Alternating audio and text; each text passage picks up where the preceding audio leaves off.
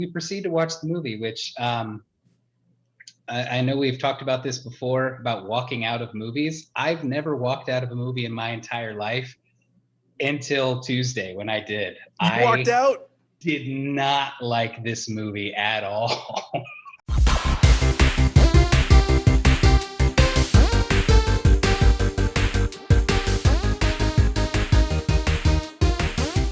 Because it's just too good. Yeah, I've never seen you so keyed up before. Like, you're bursting right now. I'm excited to talk about stuff today, but like I said, for different reasons. All right, let's go ahead and just get it started, man. Go ahead and take it away, Ebbs. So we're gonna talk about Zola and the Tomorrow War, which is on Amazon Prime. Mm-hmm. But of course, the first one being Zola.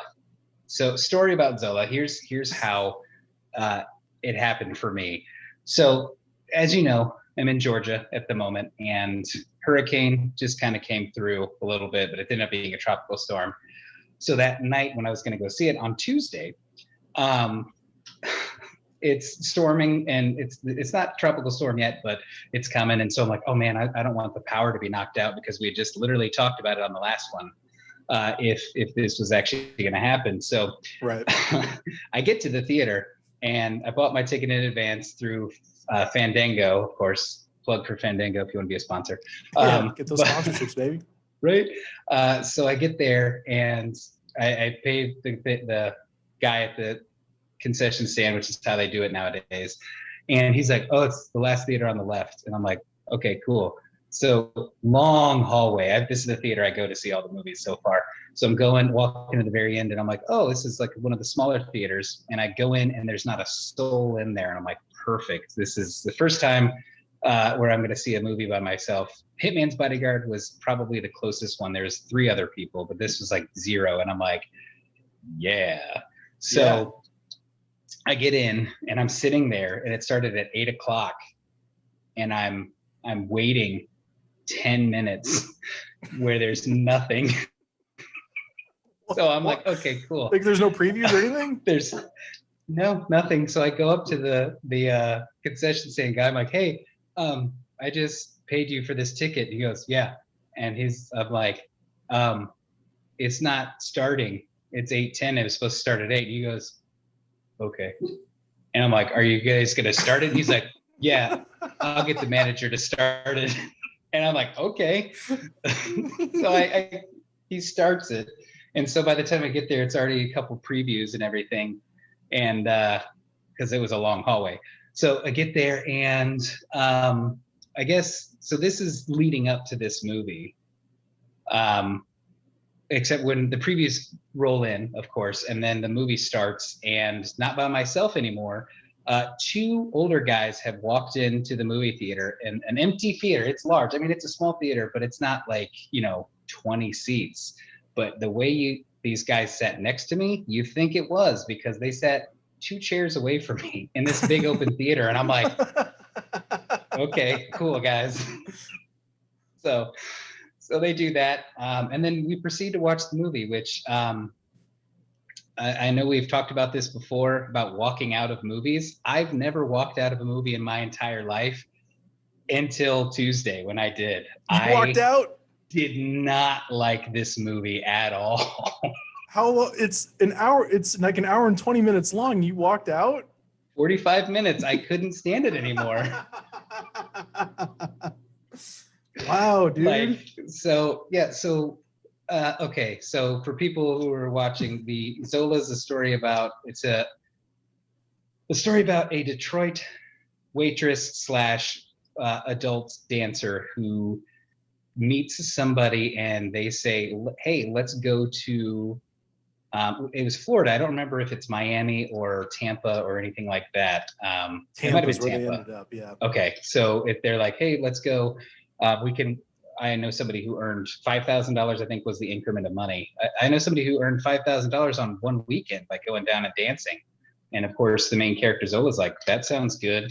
She has to talk about it with her boyfriends, or talk. I don't know if it's talk. And then they decide to do a road trip down there where it's Zola, this girl that she just met, her boyfriend, and her roommate. She met her the day before. Literally, and they were the day like, "Hey, let's go before. to Florida." And she's like, "Okay."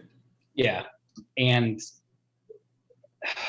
so a lot of stuff happens that you could kind of see where it's going. Oh, go ahead.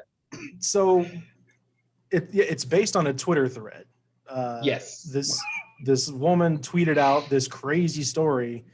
It's like over 140 tweets long or 120 tweets long. Yeah. This story of going down to Florida. There is some crazy stuff that happens. Now, I did not care for this either, but I want you to really set the scene as to what, because you had to have been building hate throughout before you finally were like, I'm done. Like, what happened to you? So, okay. So leading up to this, as I've already mentioned, all of the stuff, and then watching all of this and just the angle of a lot of the shots I didn't agree with. Like, I understand. Okay. So by that, I mean, when, they're at a strip club, which makes sense. There's the shots, but then she goes home and she's like, I'm going to relax. And then she just walks up to the pole in her house and it's just like her butt and just like the way that the camera is like following that. It's like, okay, it's an odd choice. Like that kind of camera stuff was like really weird. And then when they're on the road trip and they're peeing in the bathroom and it's the above view and like goes back and forth. And I'm like, that's uncomfortable. So, and then the way, I'm sorry, it's something Kehoe, I believe, was the not Zola, but the other girl's name. Riley Keough. Riley Keough. So her voice in talking, I could not stand. Like that's one of the reasons why, because she was, oh girl, you got my bitch, blah, blah, blah. And I'm like, what are you saying? Like it was hard to understand. And then she had this weird baby speak that was not necessarily baby speak. And just the way she talked was like very hard to follow. And then it made, because they became really good friends at the beginning, but Zola and her like were mimicking each other. So Zola started doing it. I'm like, I liked her until she said that. So, and then, so that happened. And then the rapping in the car, that was just like, okay, that you guys aren't good at that. And then the prayer in the strip club, where that was like that. I didn't like that. I was like, oh my gosh, like that's just weird, like saying all that stuff, and I can't say half of it, but I was just like, oh, that's weird. And then I think what finally did it for me is when I walked out, was, I guess people will eventually see it, but it'll be a spoiler territory, just spoiler alert. When they start turning tricks rather than stripping, and that's what the whole reason was, is Riley? Yeah, Riley Keough. Riley Keough, her character is like, oh, but I'm in a bad situation, and she seems so empathetic, even though I'm sure if I stuck around, it probably turn out that she wasn't. It's just probably one of those games that people play. But she's like, oh, he knows where my baby lives, and I'm doing this for my baby, and a guy comes in, and hasn't been any nudity up until this point, which has been surprising with stripper, and then man dong, and it was like, okay, that's an odd choice. Yeah. And then from my understanding, I'm sure you can fill me in on this if you stuck around, but there's a lot more of that later, according to what I read after I left. And then, so it's just at that point, and then the way they're like, I'm going to get us more money because I'm going to post things. And then the pimp who yelled at us earlier is going to be okay with it because I'm going to get money. And then she's like posting all this other stuff. And I'm like, okay, this is it. I'm done. I don't care for this anymore. And just decided to walk out. I was like, oh my God. So I went on to Tuesday. I'll let you do the rest, but I just want to finish the story to top it all off. I went on a Tuesday, which of course a lot of the time is $5 movies. So I was like, at least I didn't spend any more than $5. Walking out, somebody who went and saw Fast 9 outside the movie theater, they dropped this $20 bill. Hey! And so I made $15 to go see Zola.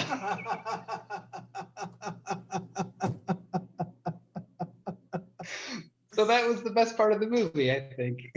Oh, for me. I'm so mad that you basically told a really long story, and then I found $5. And then I found $5, but it was 20. But it was 20, so it's good. Dude, that's awesome. I can't believe you made it all that way, because there's not much left after that. Oh, really? Okay. Yeah, so I'm guessing you didn't look up the Twitter thread before you saw it. No, I didn't. I did So not I do didn't that. either. I knew the gist of Okay. it. I knew the gist of it. She was a stripper. She was going down to Florida to make some money, and there's a crazy, wacky story. Yeah. That's all I knew. And I went and found the Twitter thread after the fact. Yeah, it's really bad. It's really not a good movie at all. Yeah. I kind of liked some of the shots, not the pervy, like where it lingers on her body when she's pole Yeah. dancing and stuff. Like when I watched that, I was like, oh, this feels kind of like Showgirls. But there was a woman director.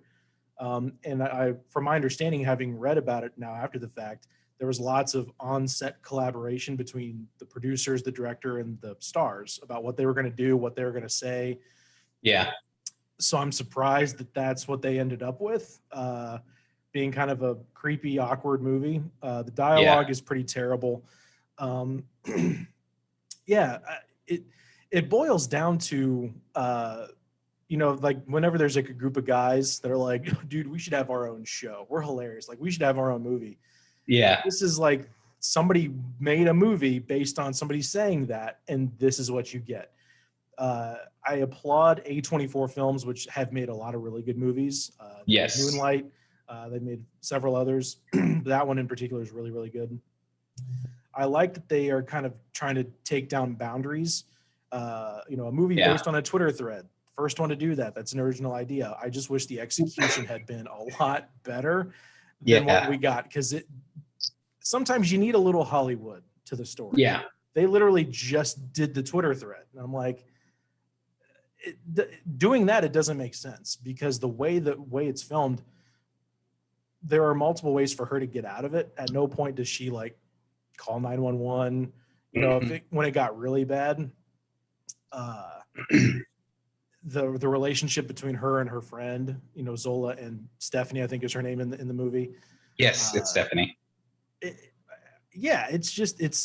awkward. It's really quick. I mean, it's literally like an hour and 25 minutes long. And so it felt like they needed a little more. The characters, nobody was likable. Yes, I can't remember the last time I watched a movie where there's not one empathetic, redeeming character, but none of them. I mean, it doesn't make sense. The only thing I will say is I do like some of the shots that they use. There was some creativity used in some of the angles, some of the wide lenses that they used.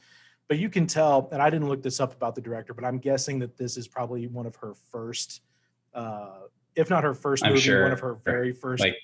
She hasn't done very much else because, or maybe it's the editor, but some of the shots, and not some, a lot of the shots are too long. Like when they're driving down the road, and it's just a long shot of street lights. Yes, that took forever, I feel like. I'm like, and it's just like unnecessary.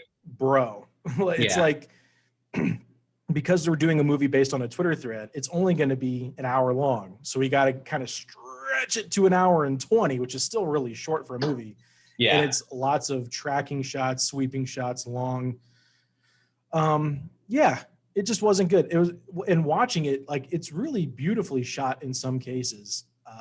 It's kind of like when you see a commercial and you don't know what the product is until the very end. You're like, and you're what like, is this? Okay. Like, there's this cool footage, and then you're like, oh, it's for a foot cream. You had no idea.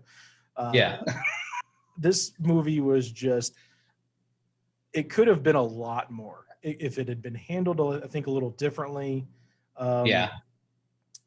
The Stephanie character, the voice in the, because it's what they call black speak, like vocal blackface was what she was kind of affecting. And they talked about that in interviews to promote the movie. I don't know if it's designed to get under our skin, the way she acts and conducts herself, but if she's going to be that, quote unquote, the villain of the story, you need to have a redemption. You need to have something to foil that. Like I said, Zola is not that likable of a character for me.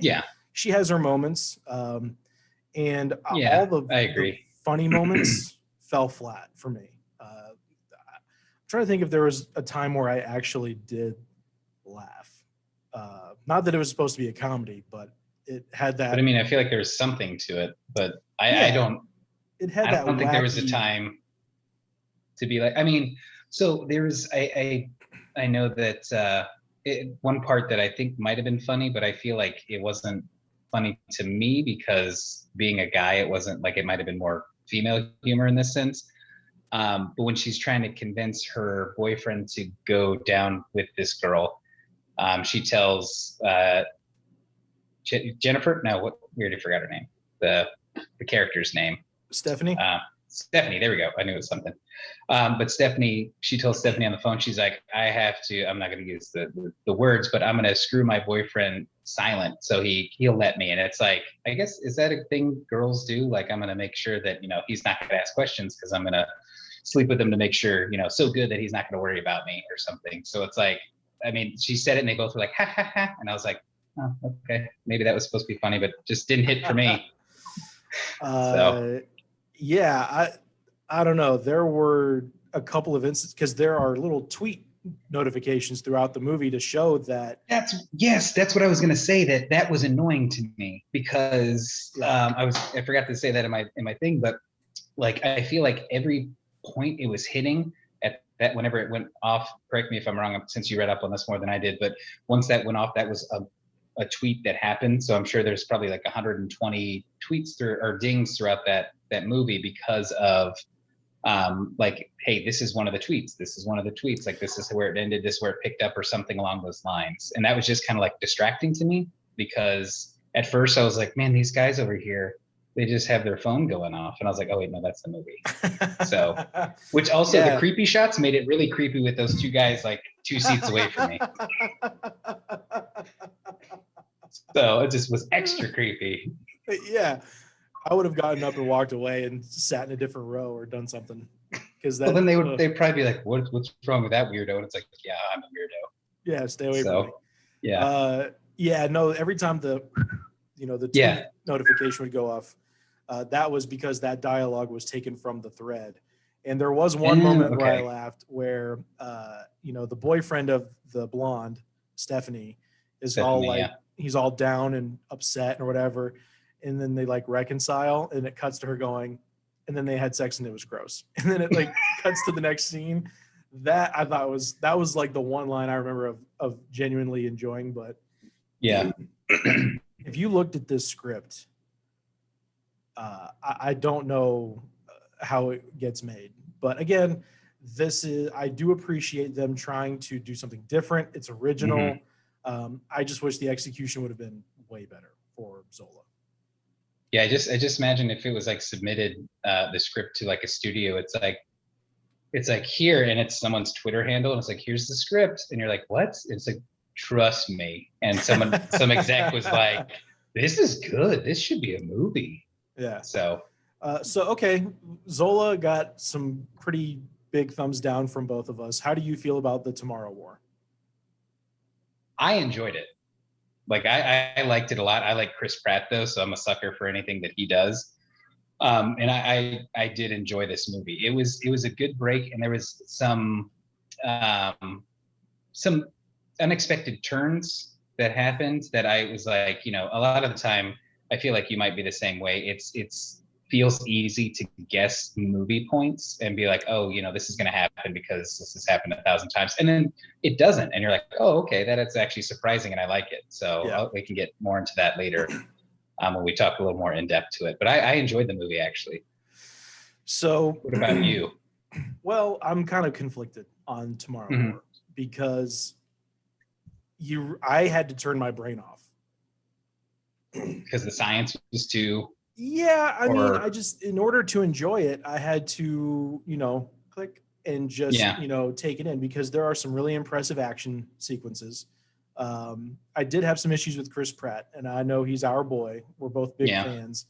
But I don't know that he's able to take that next step. And maybe he's the new version of, the Sylvester Stallone, Bruce Willis, Arnold Schwarzenegger. Like maybe he's the new breed of that. Because he's married to Arnold's daughter. Maybe he's in his ear like, hey, you should be doing these movies, like. Yeah. Either you're the funny goofy guy, you're the golden retriever guy, or you're not. The action star. Yeah. Yeah, like he was able to bridge it perfectly as Star-Lord in the Guardians of the Galaxy movies. Yeah. He's perfectly cast in that. But that's a Marvel comic book superhero kind of world where that is kind of more the norm, I guess. It's more, we're used to it. I don't want to say acceptable, but yeah, this is a movie where it's guns everywhere and there's aliens, and it's, you kind of need the guy who's going to have the charisma to carry the movie. Yeah. And he's still, he's ex-military, in the movie. That's what I find hard to believe in that. I'm like, is he didn't really seem ex-military in any way, shape, or form. No, he's hey guys, teacher. He's exactly. And then he's like, it's like, wow, that's actually pretty good. Are all science teachers like that? So yeah, well, and not that an ex-military guy or gal can't go into teaching or whatever, after their tour of duty. Just the way he conducted himself and the way he was kind of like, confused by some things. The whole time travel thing. Okay. I get it, but you have to turn your brain off. I think that's why I liked it a lot, because I did turn my brain off for it. Because I think I worked a long day and came home and then started watching it and just kind of like just watched it and was like, this is, I liked it a lot. But like the time travel, like you're saying, it didn't make sense 100%, because they're talking about like, it never spoiler, does. like it never really does. But like the time travel, like the spoiler as we're getting into it, but they pull him because he gets drafted, because there's a world draft, and he gets drafted because in 7 years time, 7 or 9 years, he's going to die. So he's not going to make it to 2050, which is 30 years in the future. So, that makes sense. And that was like, that's actually a smart idea, like to recruit people who are going to die before then so they can fight. But then at the same time, like, it's 30 years. If you have a kid in 8 years and it's someone who is like, very pivotal in the war at that point, because they'd be like, 23 or 20s or something like that, then they could be the hero. But then you're if you send somebody and then they die, then that person's like, I feel like there's a lot of plot holes because of that. Which like I said, time travel is always like that. Yeah. So it's like, I try not to think about it too much. So it's just like, almost fell off my chair. I was so excited. But it's like time travel. It always takes a risk. And I thought it was a good way to use it. It's just that, like you said, there really is like no good way to use time travel. Yeah. Well, and there were some other problems I had too, in addition to the time travel being a thing. The contrivances of, at the beginning of a movie, first of all, there's a worldwide global war, like everyone, like but they're still having classes. You know what I'm saying? Like, I thought that was a little odd. And one of his students is apparently a budding volcanologist and knows everything about volcanoes. And then at the end of the movie, sorry, whatever. We've said spoiler alert enough. They go back to this kid because they need to know something about volcanoes. I'm like, okay. And for me, why it fell a little short is I don't think the stakes were very high. He sees his, and this isn't really that big of a spoiler, but he sees his daughter in the future, and she's kind of running the mission with him. She's the one that kind of like brought him in. And he's like, no, like, if she dies, like, I don't know, the stakes aren't, because he's just going to go back to where she's still alive. Yeah. So and like, she doesn't really die technically. I don't know. Like I said, if you want to just go and enjoy a nice shoot 'em up movie where ammo is apparently unlimited, there's no reload. Even though they check for ammo on bodies, but then it never comes up. They're like, we're short on ammo. They're just like, I have this clip, but I'm still going to shoot infinitely. So they don't sleep in 7 days. And Chris Pratt, after doing hand combat with this bleeding, pussy, dripping, gooey alien, when they collapse down at the end, he's spotless. His wardrobe is clean. And so, which kind of brings me to all that being said, brings me to one of my favorite segments that is now apparently going to be a thing. Why Hey, are you man, here? what are you doing here? What are you doing here? In J.K. Simmons. What you doing here, man? You're Yeah, not supposed to be in this dumb movie. You're supposed to be in Oscar-worthy performances and yeah, being, you know, the drumming one. What's that called? Whiplash. Like, Whiplash. but I did enjoy his character, and that kind of was like the whole, because he didn't have like a huge part, but it didn't play out till the end. But that was kind of like the ones like, oh, he's going to reconcile, and then they did, and then which I at the thought was very kind of flat too, because they never really explore why they had their falling out or why he was estranged. I mean, you can kind of he was like, piece mom it died together and you as weren't to, there, and it was like, okay, but why weren't you there? yeah. So, I mean, if you're gonna, because when I saw the movie was 2 hours and 20 minutes, I was like, ooh, that's a hefty movie. They better pack a lot of in, and they kind of didn't. I mean, yeah, I don't know. I feel like I'm being a little too down because it was a lot of fun. Like I said, the action sequences, the aliens, the white spikes, whatever they're called, are pretty badass. And we have a new generation of Michael Pena Juniors, and it's Sam Richardson. God, he stole the show for me because he was just amazing, and I'm excited for a lot of other stuff that he's got upcoming. I think we talked about in the first podcast with the little werewolves or whatever that he's in and plays a cop, and he's in just so many things coming up that I'm excited about because he's just funny. And the fact that he was what he survived, which is good. And at the end, just kind of comes over and sits down next to J.K. Simmons and Chris Pratt, like he did a bunch of stuff. Like, whew, that was fun. Or we did that. So he had because a lot of the funny lines or what the lines that were supposed to be funny, I think fell flat in this one. Yeah. But he was really good. Like his lines were really funny. This is for, if you're not, sure who Michael Pena Jr. is, if you're watching this, this guy, he's in Ant-Man, he's in Shooter, he's in Observe and Report with Seth Rogen. I'm gonna be honest with you, Ronnie, there's nothing good about this at all. Like he's so funny. And I think that's Sam Richardson, he was Richard Splett in Veep. He's in Tomorrow War. He's been in a couple other things. You'll see him everywhere. I think he's a budding star. He also has a few bit parts in I Think You Should Leave with like that show, which season 2 is coming out like next week. Tim Robinson, but his little skits in that are hilarious, and that's where I think I first started seeing him, and I'm like, oh my gosh, this guy's funny. Yeah. So so before you wrap up Tomorrow War, did you notice where they were in Russia? No, actually. Severnaya. The northern part or something? Severnaya. That's where they're at in Goldeneye. That's where the Severnaya with the give me the codes, Natalia. Yeah. Give me the codes. With Alan Cumming. That's where the bunker level. Dish. Yeah. Of course, it's not where it takes place. I know it takes place in Cuba at the end, but that's like leading up to it, and then you meet Boris and all that other stuff. And yeah. Oh my gosh, Severnaya. Severnaya. Something like just wanted to mention that in case you didn't catch it. I think I caught it then, but then I forgot about it till you said it. So I was like, Severnaya, that sounds familiar, but of course they were there. Which I do. So I thought one last thing. I thought did you ever see Bird Box on Netflix? I didn't.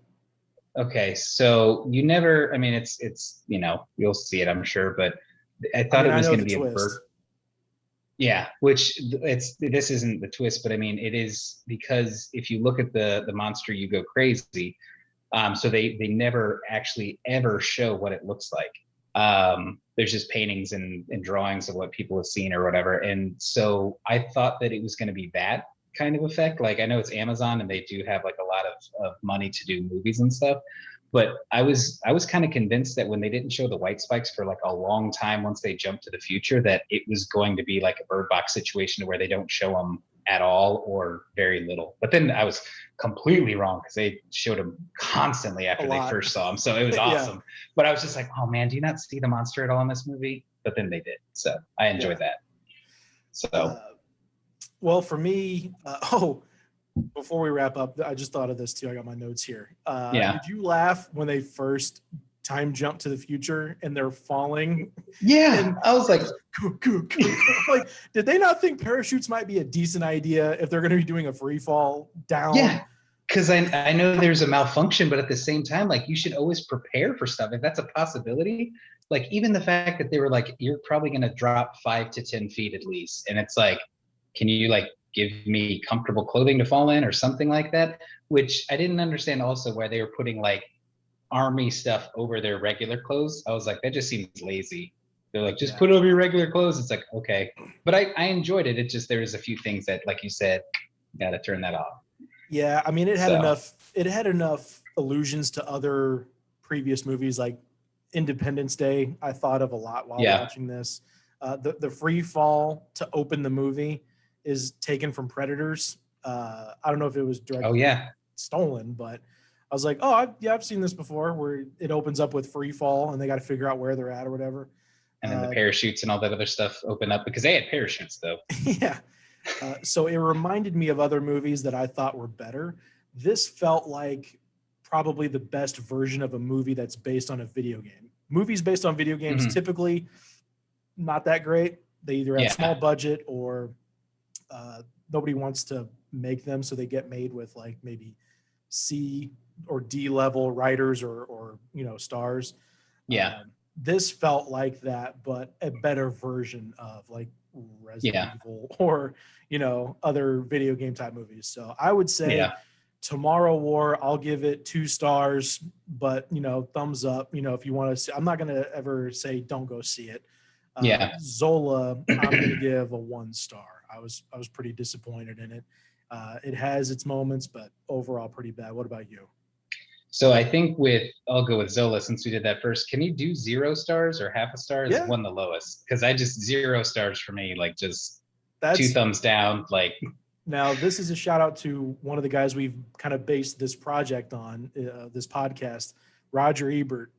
Rarely gave 0 stars, but he did give them. And it's funny that this is like our 5th episode, and you're like, and we've already given one. Well, I was just thinking that as I was watching Zola in the theater, and then I was watching Tomorrow War earlier today. We've reviewed Zola, Tomorrow War, Fast 9, Hitman's Wife's Bodyguard.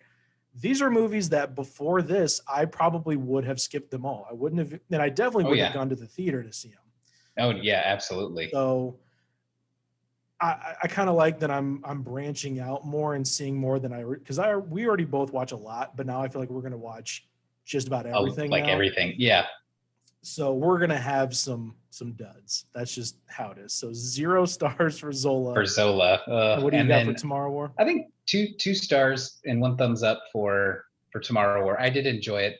Like you said, and I think it was just perfect that I had my brain turned off when I watched it. Because if I went back and watched it now, I'd probably be like, that didn't make sense. But I was just, then I was just like, this is good. So. Oh, yeah.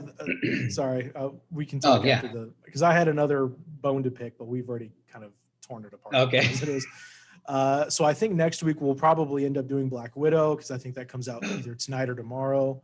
Yes. And I'm super excited about that. Yeah. And then we'll have another one. So yeah. Zola, Tomorrow War, that's a review. Make sure you check out the other videos. Ebbs, love you, buddy. Love you too, Cash.